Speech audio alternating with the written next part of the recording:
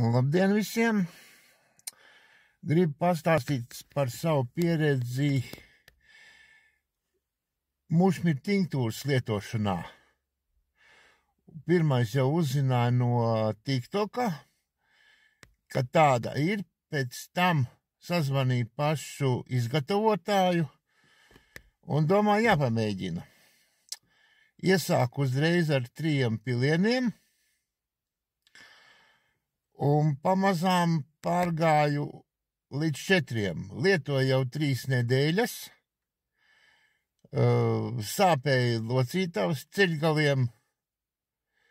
Bija problēmas ar miegu, jo pārslimoju 3 reizes covidu un jūtos vienkārši labi.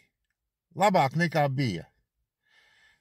Mostos, līdz tam modos naktī reizes 3 augšā, tagad kā eju gulēt, tā pamostos, teiksim, uz 5.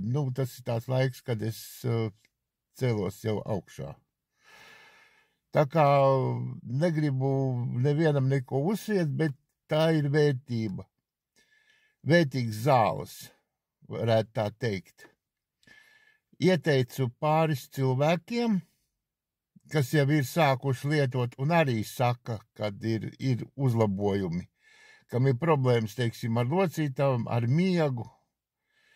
Ja pirms tam, teiksim, nevarēju nostrādāt visu dienu, nostrādāju un atnācu mājā piekuss, tad tagad mierīgi no rīta līdz gulētiešanai bez kāda miega papildus, tā kā ir ļoti, ļoti labi.